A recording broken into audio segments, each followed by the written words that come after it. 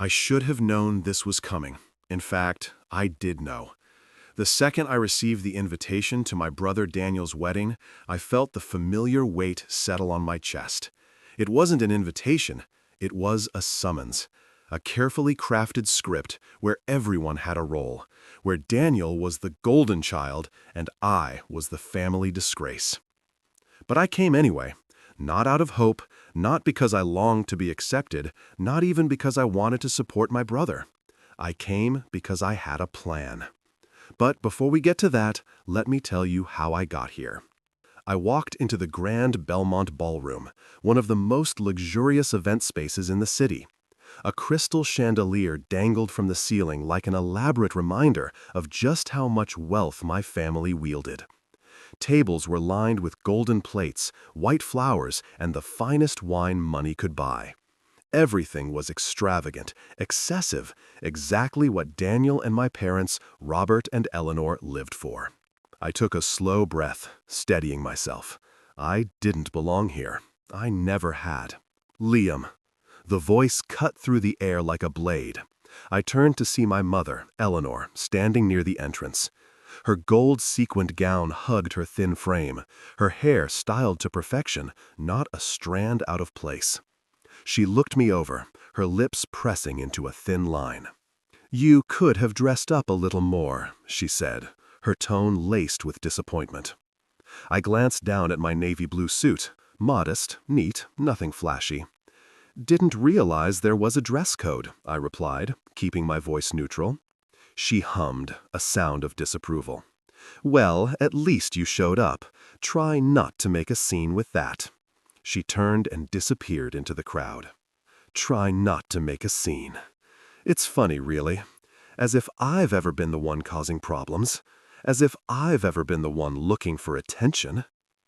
I navigated through the sea of socialites, investors, and family friends, exchanging half-hearted nods and forced smiles. I knew exactly why I was invited.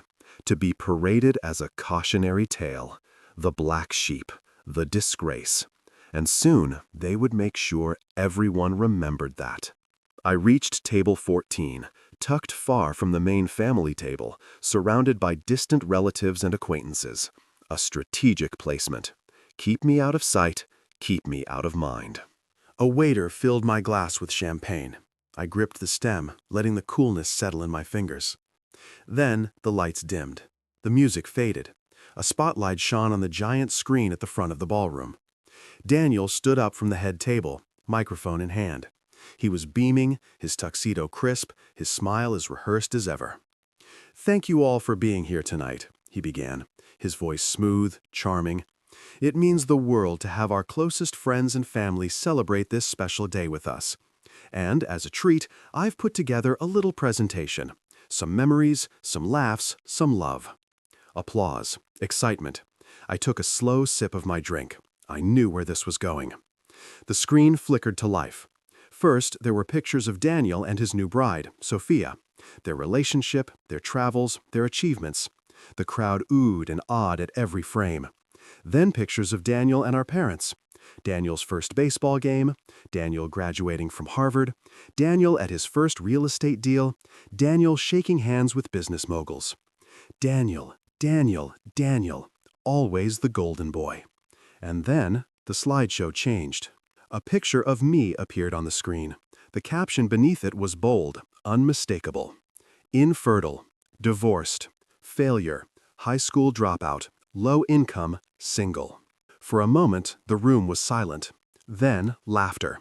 A wave of cruel, uncontrollable laughter. Daniel grinned, eating it up.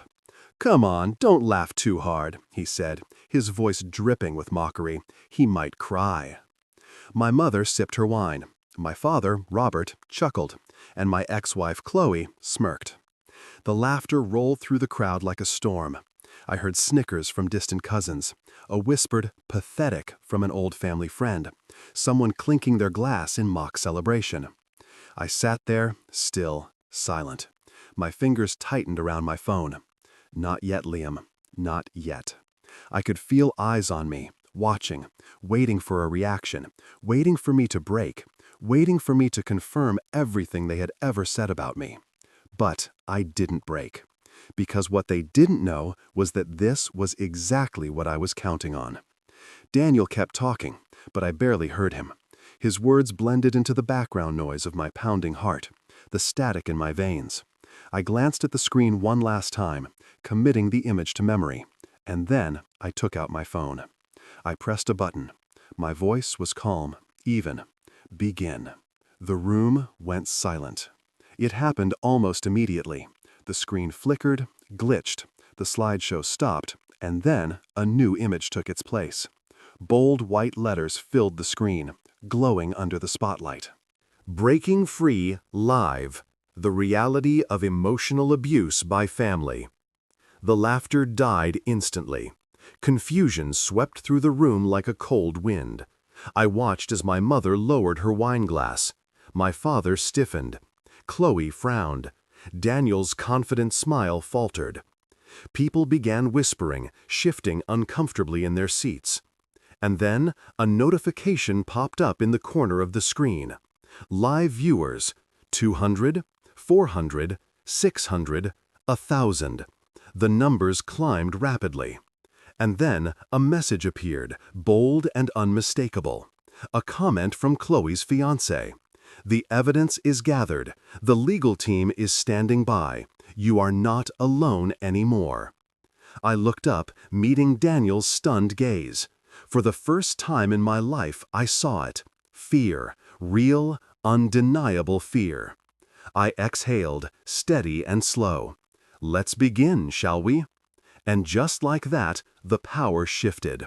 For the first time in my life, I held the mic. The irony is, for years they thought I was nothing. And maybe at one point I believed it too. After all, when the people who are supposed to love you constantly remind you of your failures, it's easy to start believing them. It's easy to accept that maybe you are the worthless, weak, good-for-nothing disappointment they say you are. For a long time, I let their words define me.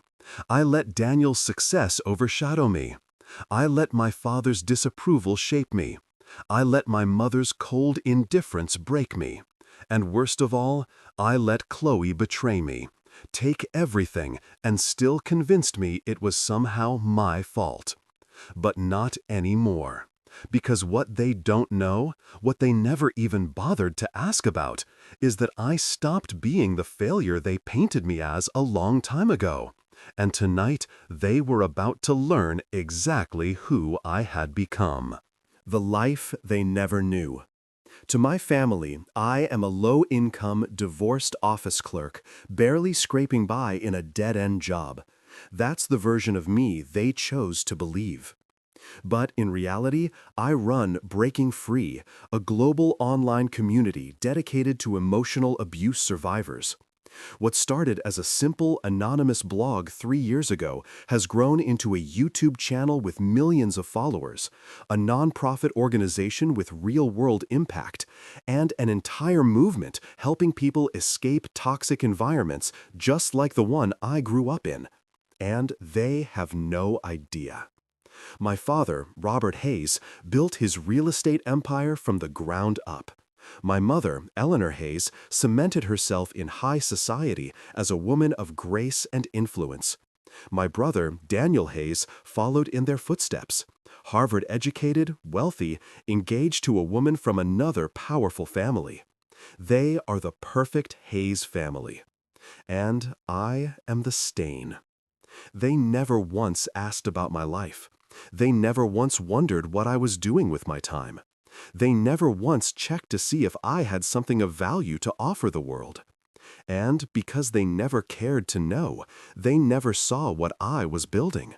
They never saw the thousands of survivors who found strength through my videos. They never saw the letters I received from people who left abusive households because of my guidance. They never saw the conference stages I stood on, speaking about emotional resilience. They never saw the best-selling book I published under a pseudonym, the one that became a lifeline for so many who had been told, just like me, that they were nothing. They never saw me. And tonight, for the first time, they were about to see me in a way they never had before. The plan. I didn't just walk into this wedding reception unprepared. I spent 2 years gathering evidence, recordings, emails, financial statements, all of it. I worked with lawyers, therapists, and experts in emotional abuse to build a solid case. I connected with people from my online community, many of whom knew this exact kind of pain, many of whom were watching me live right now. I didn't just come here to take a stand. I came here to win. And as I glanced down at my phone screen, watching the viewer count skyrocket, I felt something I hadn't felt in years: power. Not the kind that comes from money, status, or manipulation, the kind my family worships, but the kind that comes from knowing your truth, from standing in your own strength, from no longer being afraid. The first signs of panic. The shift in energy was palpable. People were staring at the giant screen behind Daniel, trying to understand what was happening. I saw my father's jaw tighten, his fingers gripping his glass of scotch. I saw my mother's posture stiffen, her eyes darting toward my phone as if she already knew this was my doing. I saw Daniel's grin fade, confusion flickering across his face before something else took its place: unease. And then the first message popped up on the screen. Live viewers, 8,500, 1 million, 1.2 million. Gasps rippled through the room. I heard whispers. What the hell is this? Why is this broadcasting live? But I wasn't looking at them. I was looking at Chloe. She was staring at the screen now, her expression unreadable. And then she saw it. The notification. A comment highlighted in bold from her fiancé. The evidence is gathered. The legal team is standing by. You are not alone anymore. Her face drained of color so fast I thought she might faint. I tilted my head slightly, watching her reaction. She turned toward me, lips slightly parted. "Liam, what did you do?" I didn't respond. I simply raised my glass in a slow, deliberate toast. And then, for the first time all night, I smiled. The truth will be heard. The murmurs grew louder. People were pulling out their phones, watching the live stream unfold in real time. The screen flickered, and a new message appeared. Welcome to Breaking Free Live, the reality of emotional abuse by family. Daniel, still clutching the microphone, finally spoke. "What the hell is going on?" His voice wasn't as confident anymore. I leaned forward slightly, tapping my fingers against my champagne glass. "I thought you liked presentations, Daniel. You worked so hard to humiliate me with yours.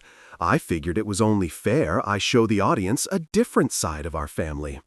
His face hardened. "This isn't funny, Liam." I arched an eyebrow. "Oh, I agree. It's not funny at all." I glanced at the screen. Then, with a single tap on my phone, I started the first recording, the beginning of the end. "He's just weak. He never had what it takes to be a Hayes. We should have cut him off years ago." The voice boomed through the venue speakers. Robert Hayes's voice. My father. The room went deathly silent. I took my time, watching their reactions. Eleanor's hand tightened around her wine glass. Daniel's fingers curled around the microphone, his knuckles turning white. Chloe flinched. My father, oh my father, finally looked worried. The silence stretched. Then I pressed play on the next recording. "Liam is a disappointment. He's infertile. He's weak. He's a failure. I don't even know why we still invite him to family events." Daniel's voice. I turned to him, watching the sweat bead on his forehead. "You were saying?" I asked. Daniel took a step toward me, his voice low, dangerous. "Turn it off. Now." I tilted my head. "Why? Are you ashamed? You weren't ashamed when you said it." He lunged for me, but I didn't move, because I didn't have to. Not when I had 1.5 million people watching. Not when I held all the power now.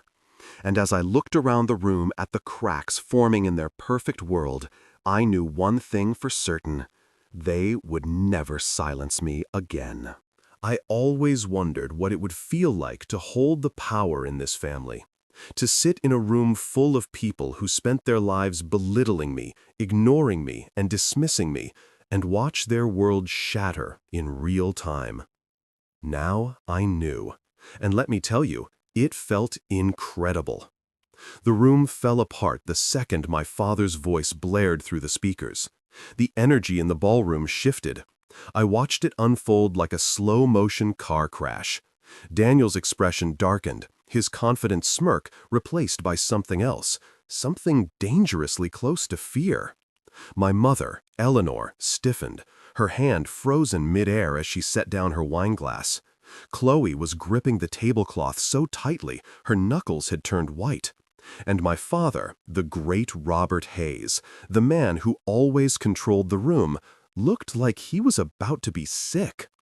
The guests were murmuring now. I heard scattered whispers. What the hell is this? Did Robert really say that? Are we being recorded? My phone buzzed in my palm. The live stream counter surged. 1.6 million viewers. 1.7 million. 2 million. This wasn't just a scandal. This was a public execution. And I was the one holding the blade. Nathan's panic sets in. Daniel slammed his microphone down and stormed toward me, his expensive wedding tuxedo wrinkling with every frantic step. "Liam!" His voice was raw with rage. "Turn that off!" I looked at him, tilting my head slightly like I was genuinely considering it. Then I smirked. Why? Feeling exposed? His jaw clenched. "You don't know what you're doing." I leaned back in my chair, tapping my fingers lazily against my phone. "Oh, I know exactly what I'm doing, little brother. I'm just wondering how long you can keep up the act before the bride walks out." That did it. Daniel lunged for me, but I didn't move, because I didn't need to. Security got to him before he reached me. 2 men in sleek black suits grabbed him by the arms, stopping him mid-charge. "You're embarrassing yourself, Daniel," I said, keeping my voice steady. "That's my job, remember?" The crowd erupted in scattered gasps. Daniel struggled against the guards, his face red with rage. "You smug little—" I pressed another button, and the next recording began. Eleanor Hayes's cold truth. Liam was a mistake. It was my mother's voice this time.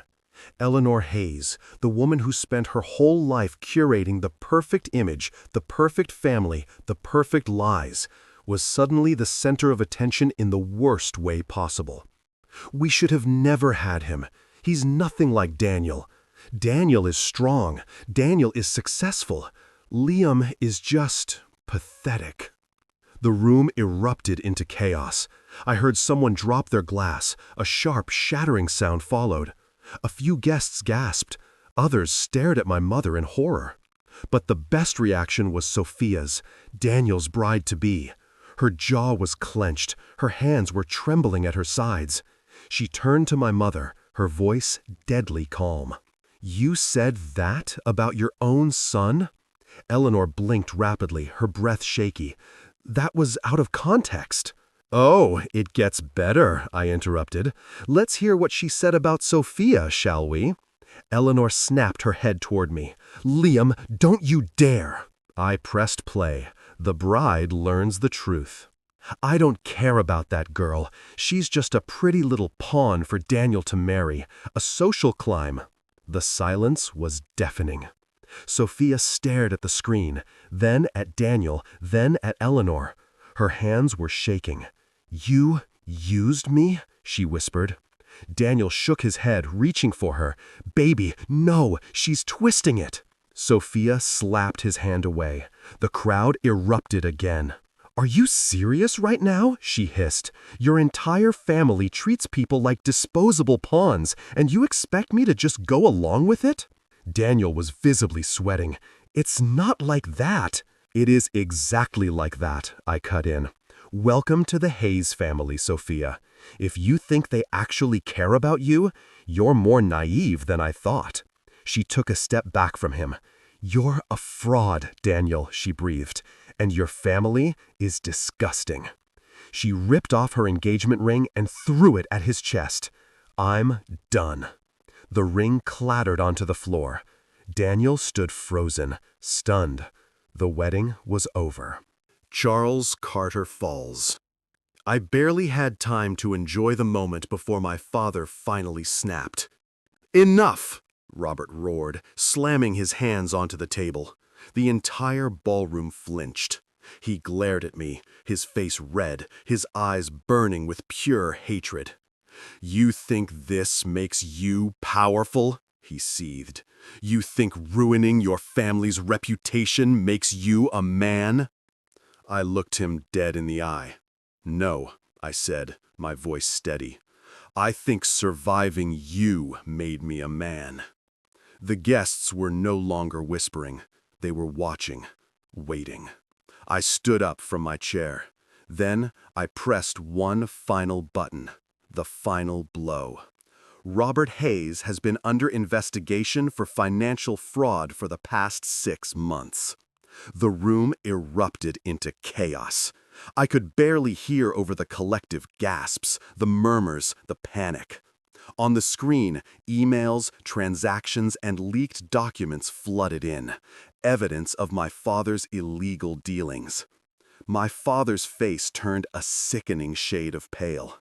The last time I saw him look this terrified, I was 10 years old, clutching a school report card with a single B+ on it. He had called me useless, a disgrace, a stain on the Hayes name. Now he was the disgrace. Now he was the failure. And I was just getting started. The aftermath begins. The wedding was officially ruined. Daniel's fiancée had walked out. My mother was humiliated beyond repair. My father was facing legal and financial collapse. And me? I was walking out of this ballroom with my head held high. I glanced down at my phone one last time.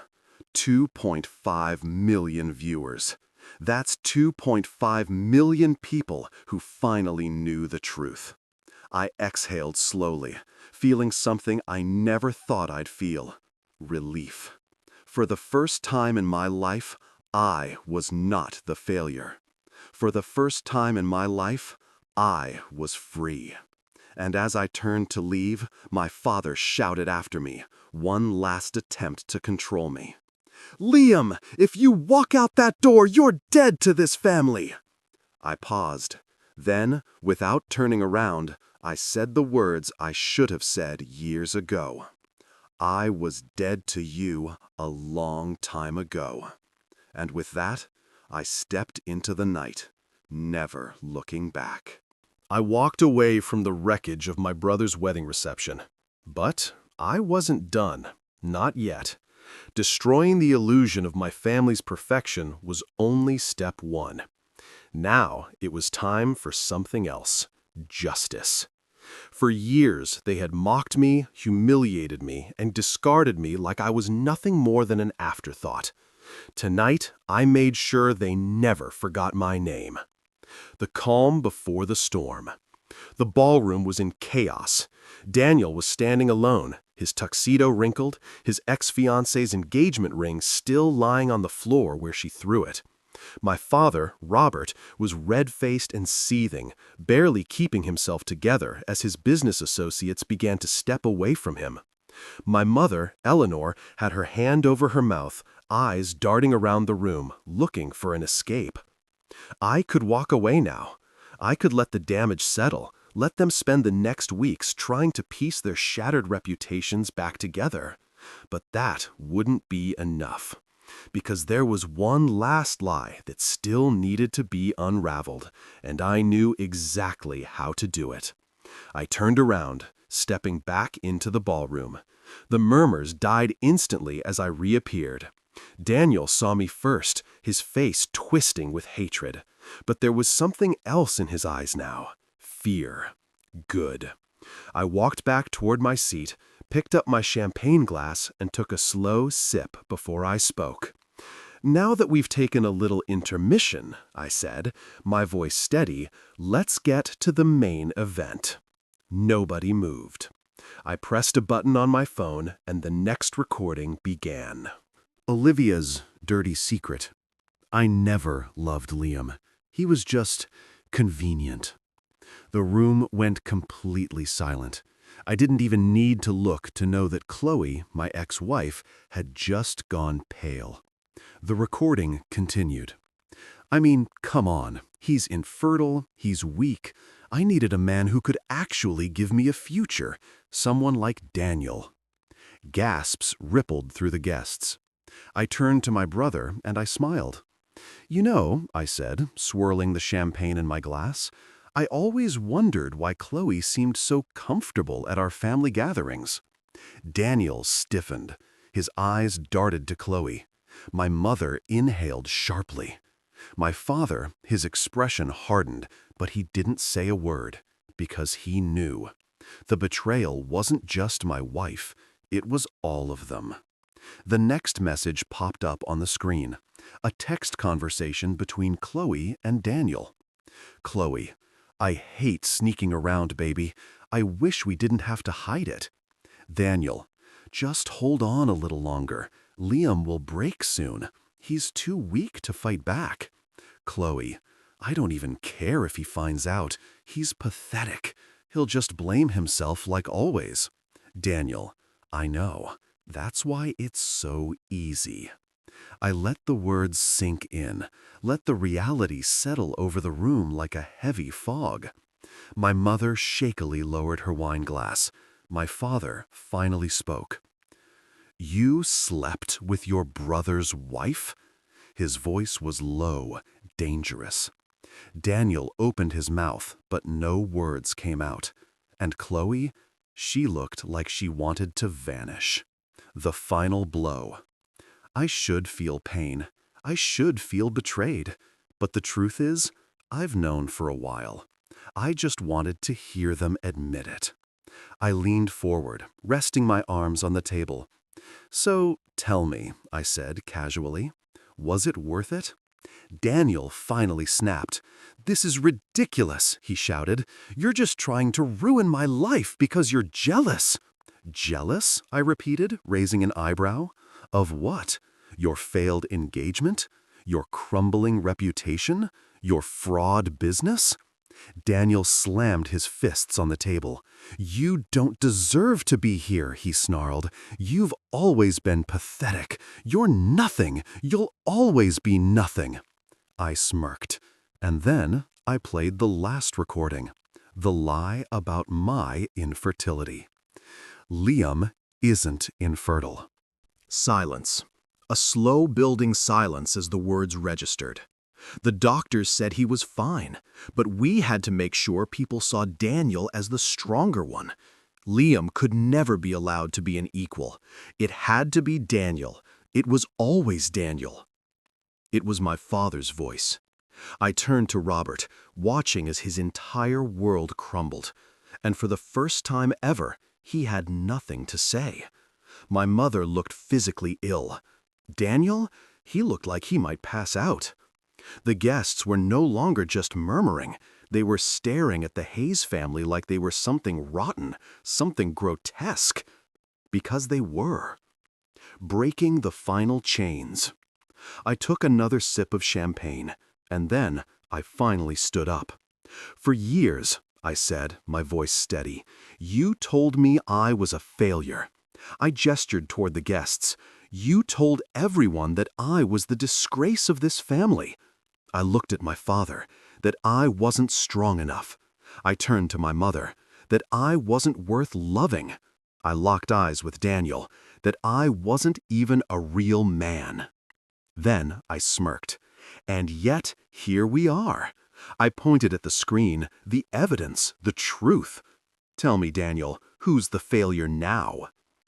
The aftermath. Chloe grabbed her purse and bolted. Daniel stumbled back, staring at the ground. My mother wiped her hands over her face, silent for once in her life. My father, he just sat there, beaten, defeated. And I walked toward the exit, not as the failure, not as the outcast, but as the man who finally set himself free. I stepped outside, inhaled the cold night air, and let the past slip off my shoulders like a heavy coat. For the first time, I didn't carry their words with me. For the first time, I was truly free. And as I looked at my phone, watching the viewer count climb past 3 million, I smiled. Because this time, the whole world finally knew the truth. I should be done. I should walk away. Let the weight of their shame collapse on them like an avalanche and disappear into the night. But there's one last lie that needs to be burned to the ground before I leave this place for good. The biggest lie of all. The one they used to humiliate me, belittle me, make me feel less than a man. My supposed infertility. And now, with the entire room in shambles, my mother in silent shock, my father completely paralyzed, and my brother standing alone in the ruins of his wedding, I finally delivered the final truth. And this one was going to sting. A lifetime of lies. For years, they weaponized it against me. Liam can't even give his wife a child. What's the point of a man like that? No wonder Chloe left him. What kind of woman would stay with a broken man? It's a shame. It's a stain on our family's name. Over and over they said it, whispered it at family gatherings, let it slip at public events, threw it in my face whenever they wanted to remind me how much of a failure I was. They made me believe it. And I let them. Because when you grow up in a house where your voice means nothing, where you are always the mistake, the afterthought, the lesser one, you stop questioning what they tell you. You just accept it as fact. Until one day, you don't. Until one day you wake up, get tested, and find out the truth. Until one day you realize they were lying the entire time. And not just lying, they were hiding the real truth. The truth comes out. I stepped forward, letting the tension in the room build. The screen behind me flashed with the next document, a medical report. The heading was bold, crisp, impossible to ignore. Patient Liam Hayes. Fertility assessment results. No issues detected. Silence. Deep, suffocating silence. Then, slowly, I turned toward Daniel, and I smiled. "Now this is interesting," I said, my voice calm, controlled, "because according to this, I'm perfectly fine." Daniel's expression barely changed, but his eyes flickered with something raw, fear, guilt, because he knew what was coming next. And so did I. The real infertile one. I turned back to the screen, pressing a button on my phone. A second document appeared. Another fertility test. But this one, it wasn't mine. It belonged to Daniel. The heading was just as bold, just as impossible to ignore. Patient Daniel Hayes. Fertility assessment results. Severe infertility detected. I swear you could hear a pin drop in that room. Daniel froze. The guests, they were staring, whispering. My father, he was gripping the table, his face ghostly pale. My mother, for the first time tonight, Eleanor Hayes, looked truly horrified. I let the weight of it settle in. Let them soak in the fact that the very thing they mocked me for, the very thing they used to destroy me, was never mine to carry. It was Daniel's. Nathan snaps. Daniel lunged forward. "You bastard!" he snarled, knocking over a champagne glass as he reached for me. The crowd gasped. I didn't move. I didn't flinch. I just watched him come apart at the seams, his whole life unraveling right in front of him. He didn't make it far. Security grabbed him again, holding him back as he thrashed like a rabid dog. "Liam!" His voice was desperate. "You don't understand! This is private!" I raised an eyebrow. "You mean like how my infertility was private before you and Mom turned it into a dinner table joke?" "You don't get it!" Daniel's eyes were wide, wild with panic. "I had no choice! They—" He cut himself off, chest heaving. And that's when it hit me. Daniel didn't just know. He was forced to live the lie. I glanced at my father, who wouldn't even look at me. Then at my mother, whose lips were pressed into a thin, bloodless line. And suddenly, it all made sense. The burden of being the golden son. They built Daniel up to be the perfect Hayes son, the heir, the successful one, the one who would carry on the legacy. And infertility? That was not part of the plan. So what did they do? They switched it. They let me be the failure so Daniel wouldn't have to be. They threw me under the bus, dragged my name through the mud, ruined my reputation, just so Daniel could stay on his pedestal. I exhaled slowly, shaking my head. "Wow," I said, my voice thick with mock admiration. "You really are pathetic, Daniel." Daniel yanked against the guards again. "Shut up, Liam!" "You let them use me," I said, letting my words slice through him. "You let them humiliate me, ruin my marriage, make me feel like I was less than a man. And for what? So you could keep pretending?" Daniel's face twisted in rage. "You don't know what it was like!" I laughed, a short, bitter sound. "I know exactly what it was like, Daniel. You were their golden son. You had everything. And instead of standing up for me, you let them break me." He stilled, chest heaving. "You let them break me," I repeated. "And now, look at you. You're standing here in the ruins of your wedding, your business crumbling, your fiancé gone, and the world watching as the truth comes out." His hands shook. His whole body shook. "You destroyed me first," I told him, my voice low, "and I survived it. But you won't." And with that, I let him go.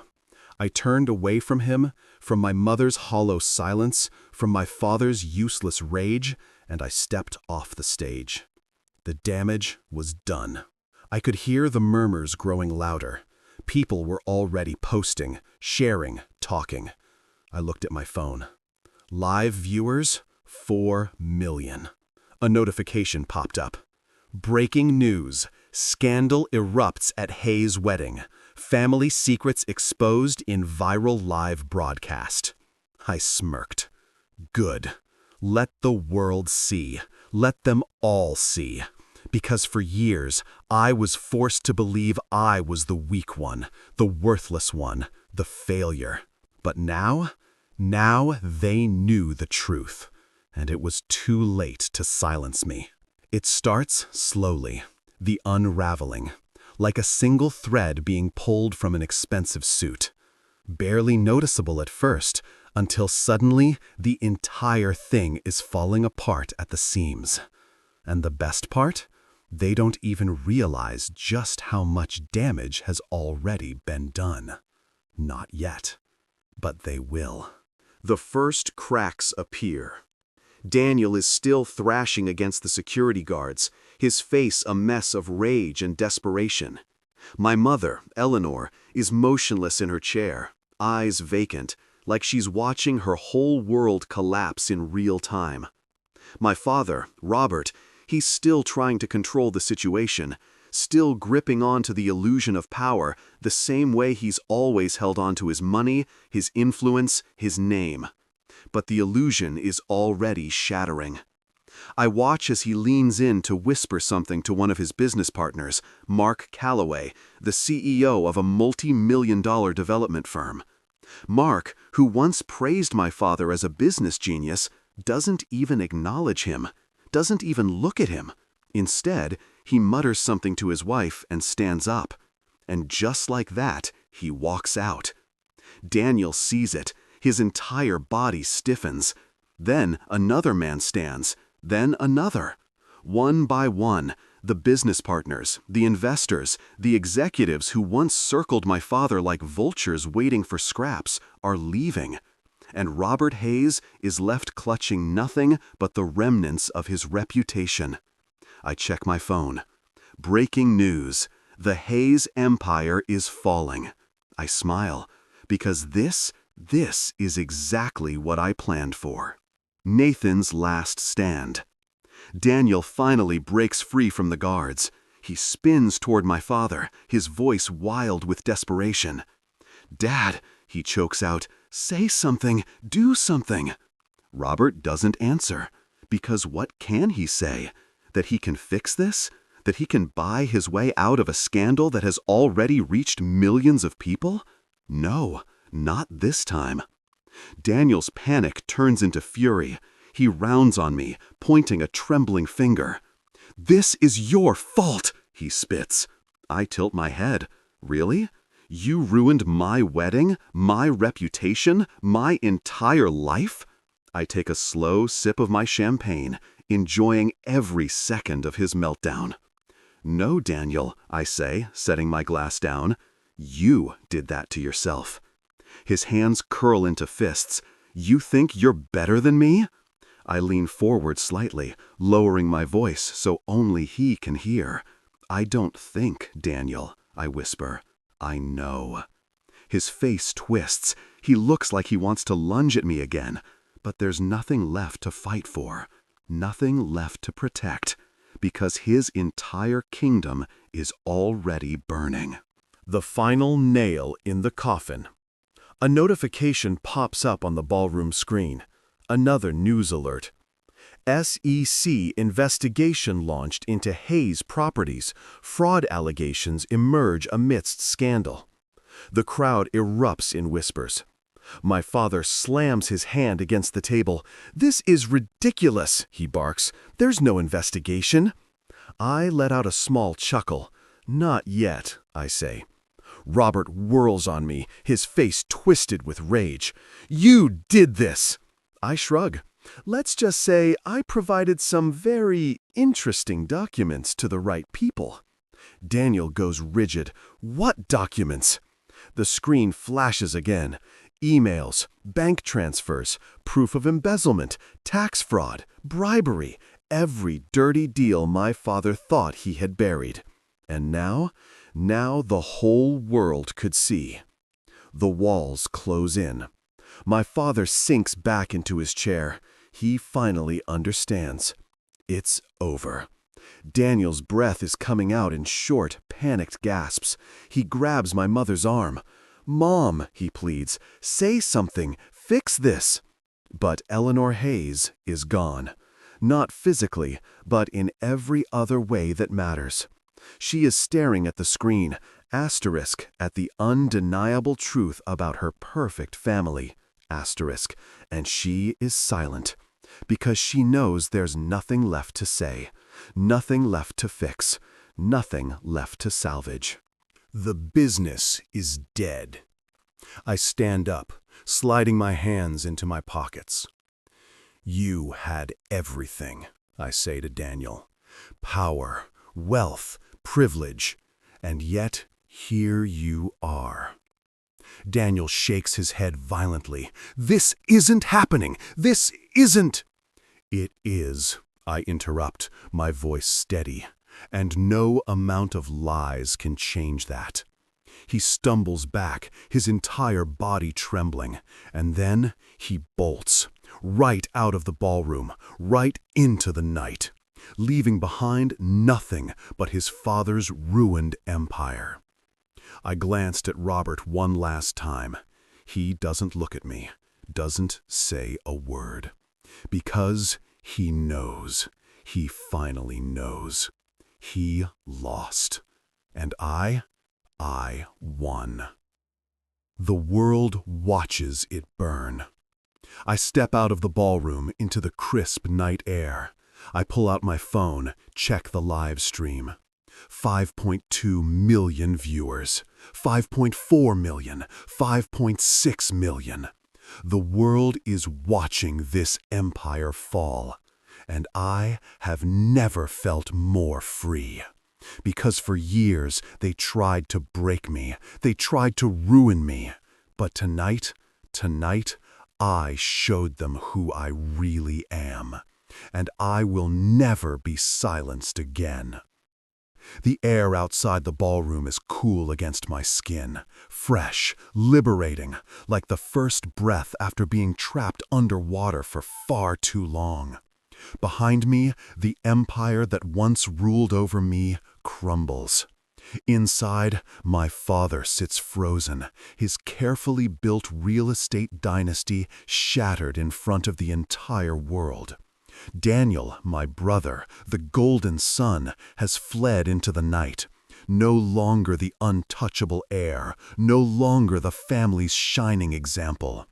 And my mother, silent, because for the first time in her life, she has nothing left to say. But me, I stand tall, because after years of humiliation, lies, and exile from my own family, I have won. And the best part? This is only the beginning. The aftermath begins. My phone buzzes. A new notification. 6 million live viewers. That's 6 million people who just witnessed my family's fall from grace in real time. I let out a slow breath, watching the numbers tick up. I never planned for this to go so viral, but I should have known. People love a scandal, especially when it's about a powerful, untouchable family falling to pieces. And right now, the Hayes name is front-page news. Another buzz. This time, a call. I glance at the screen. David Reed, a longtime friend, an attorney specializing in corporate fraud cases. I answer. "Liam," he greets, his voice smooth and calm. "I assume you've seen the news." "I have," I reply, walking toward my car. "Good, because I have some updates." David chuckles. "Oh, they're more than interested. They're moving forward. The documents you provided were airtight. There's no way out of this." I lean against my car, watching the ballroom entrance from a distance. "How long before the hammer drops?" I ask. "A week, maybe less," David answers. "But honestly, he won't even need an arrest to ruin him. His business partners are already cutting ties. Stocks for Hayes Properties have dropped by 40% in the past hour. Investors are panicking. The company is dead." I exhale slowly. It's happening. Everything he built on lies and cruelty is falling apart. And for once, there's nothing he can do about it. The fallout spreads. I scroll through the news headlines.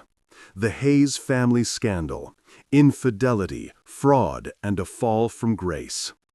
Liam Hayes exposes his family in shocking live broadcast. Millions watch. I smile to myself. The Hayes name used to be a symbol of success, of power. Now it's synonymous with corruption, deception, and downfall. I glance back at the entrance. Reporters are gathering, their cameras flashing, as guests flee the ballroom like rats escaping a sinking ship. I can already imagine the headlines tomorrow. The wedding that destroyed a dynasty. Daniel Hayes's rock bottom. Just as I'm about to get into my car, I hear footsteps. Fast, frantic footsteps. I turn, and there he is. Daniel. His tuxedo is disheveled, his hair a mess. His entire body is trembling with rage and desperation. "You think this is funny?" he spits, his voice raw. I raise an eyebrow. Funny? No. Satisfying? Absolutely. "You ruined my life," he snarls. I lean against the car, crossing my arms. "Daniel, your life was already a disaster. I just turned on the lights so everyone could see it." His breathing is ragged. His hands shake at his sides. "You don't get it," he whispers. "You don't know what you've done." I tilt my head. "Oh, I think I do," I say. "For the first time, you get to see what it's like to be me. To be the one discarded, the one humiliated, the one they never actually cared about." Daniel swallows hard, his Adam's apple bobbing. "You should have let it go," he mutters. I push off the car, stepping toward him. "Let it go?" I repeat. "You spent years tearing me down. You let Mom and Dad use me as your scapegoat while you stood there and enjoyed the praise. You let Chloe cheat on me with you and laughed behind my back." His jaw clenches. "Did you really think I'd let that slide?" I ask, my voice dropping. "Did you really think I'd just take it forever?" He shakes his head, looking at the ground. And for the first time, Daniel Hayes looks truly broken. Not the cocky golden son, not the arrogant, untouchable heir, just a man with nothing left. I should feel bad, but I don't. Because he did this to himself. "Goodbye, Daniel," I say, stepping back. And then I get into my car, leaving him standing in the ruins of his own making. The new chapter begins. A week later, I sit in a high-rise office in downtown Manhattan. The view is breathtaking. Skyscrapers stretch across the skyline, the city humming beneath me. But my focus is on the TV screen in the corner. Breaking news. Former real estate tycoon Robert Hayes under federal investigation for fraud. I sip my coffee, watching as my father is escorted out of his office in handcuffs. The once untouchable king of real estate, now a disgraced criminal. Daniel? No one has seen him since that night. Rumors say he left the city, disappeared to avoid the shame. And my mother? She's keeping a low profile, hiding from the public eye. As for me, I turn my gaze to the desk in front of me. A new contract sits there. A deal with one of the biggest publishing houses in the country. My second book, an in-depth memoir about my journey, my family, and how I rose from the ashes of their abuse, is already a guaranteed bestseller. I pick up my pen, signing my name at the bottom of the contract. And just like that, I close the chapter on my past and step into my future. A year later, the Barnes & Noble in downtown Manhattan is packed. Hundreds of people stand in line, holding copies of my new book, The Truth We Bury. At the signing table, I greet each reader, signing their books, shaking their hands. Many of them share their own stories of surviving emotional abuse, of finding strength in my journey. And for the first time in my life, I know I have purpose. I am not the failure my family tried to make me believe I was. I am stronger than them, better than them. And as I sign the last book, I write the same words I always do. Your voice has power. Don't be silent anymore. And this time, I finally believe it. It's been a year since I destroyed the Hayes Empire. A year since I stood in that ballroom and watched everything they built collapse under the weight of their own deception. A year since I turned my pain into power, my humiliation into vindication. A year since I won. And yet, standing here now in front of a packed bookstore in Manhattan, I realize something. This isn't just about winning. It never was. It's about something bigger, something greater than revenge, something greater than me. It's about every single person who has ever been told they are nothing. And tonight, my final message isn't just for my family. It's for all of them. The book signing event. Barnes & Noble is overflowing. People stand shoulder to shoulder, holding copies of my book, The Truth We Bury, waiting for their turn to meet me. The energy in the room is electric, excited, empowered. Because this isn't just a book signing, it's a movement. I sit at a table near the front of the store, a massive banner with my face hanging behind me. I never imagined I'd be here, that people would actually care about my story, that I would become someone worth listening to. And yet, here I am, signing books, taking pictures, hearing their stories. Because as it turns out, my story isn't just mine. It belongs to every person who has ever been dismissed, ridiculed, and broken by the people who were supposed to love them. And now we are all breaking free together. A familiar face in the crowd. I flip open another book, pen hovering over the first page. "What's your name?" I ask.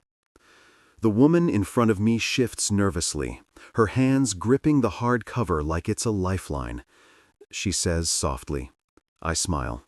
"Nice to meet you, Amanda." Her eyes shine with unshed tears. "I just wanted to say, your book changed my life," she whispers. "I left an abusive home because of your story. I finally had the courage to walk away." A lump forms in my throat. This is why I did it. Not for revenge, not for fame, but for this, for people like Amanda, for the ones who needed a voice when they had none. I squeeze her hand gently before handing her the signed book. "Your voice matters," I tell her. "Never let anyone silence you again." She nods, tears slipping down her cheeks as she walks away. And then, just as I reach for the next book, I see her. A woman standing at the very back of the line. Her clothes are simple, jeans, a sweater. No jewelry, no makeup. Her once flawless, expensive appearance is gone. And yet, I know exactly who she is, because I never forget. A ghost from my past. Eleanor Hayes, my mother. A conversation we should have had years ago. She doesn't move. She just stands there, eyes locked on mine, hesitation in every line of her posture. I stare back, waiting. I should have expected this. Sooner or later, she was bound to find me. But the difference between then and now, I no longer fear her. She no longer has the power to rewrite my story. Finally, after what feels like an eternity, she steps forward. The people in line glance at her, whispering, murmuring. They know who she is. They know what she did. But she doesn't acknowledge them. She only looks at me. "Liam," she says, her voice barely above a whisper. I don't respond right away. Because honestly, I don't know what she wants. An apology? Forgiveness? Or just one last chance to manipulate me? She clears her throat. "I read your book," she continues, "every word of it." I raise an eyebrow. "That must have been difficult for you." She flinches. Good. Because reading about the pain she caused is nowhere near as difficult as living it. She shifts uncomfortably. I wanted to come sooner, but I wasn't sure if you'd even speak to me." I lean back in my chair, crossing my arms. "Well, here I am," I say. "Speak." The bookstore is dead silent. All eyes are on us. She hesitates again before exhaling sharply. "I was wrong," she says, finally. The words are shaky, foreign, like she's never actually had to say them before. But I don't let her off that easily. "Wrong about what?" I press. She swallows. "About you. About everything. I let your father dictate how I treated you. I let Daniel become the priority. I told myself it was just the way things had to be." I tilt my head. "The way things had to be?" I repeat. "You mean choosing to humiliate me at every opportunity? Turning your back when I needed you? Laughing at my pain? She closes her eyes briefly. I was weak, she whispers, and I was a coward. For the first time in my life, I see something I never thought I would. Guilt. Real, raw guilt. And yet, I don't know if it's enough. I don't know if it ever could be. The power shift. She looks at me again. I know I don't deserve your forgiveness, she says quietly, but I wanted to tell you that I'm trying. Trying? She nods. I left your father, she admits. I started therapy. I moved to a small town outside the city. No more high society, no more pretending. Just me. I study her carefully. This isn't the same Eleanor Hayes who sat at that wedding a year ago, sipping wine while I was humiliated. This is a woman who has lost everything. And yet, the question remains, is it enough? I take a deep breath. I don't know if I can forgive you, I admit. She nods, as if she already expected that. But, I continue, I hope for your sake you keep trying to be better. A flicker of something crosses her face. Hope. She nods again. I will. And with that, she turns and leaves. No grand reconciliation, no perfect ending. Just two people acknowledging the damage and choosing to walk separate paths. And that's enough for me. The final words. As the night comes to a close, I sign the last book and stand, stretching. It's been a long journey, a painful one, but I made it. I broke free. And now, as I look out at the people who have found strength in my story, I realize something. This was never just about me. It was about every single person who has ever felt small, unworthy, unseen. And now, we see each other. I take one last deep breath, lift my pen, and sign the final book of the night. The same words I always write. The words I live by now. Your voice has power. Don't be silent anymore. Because I never will be again.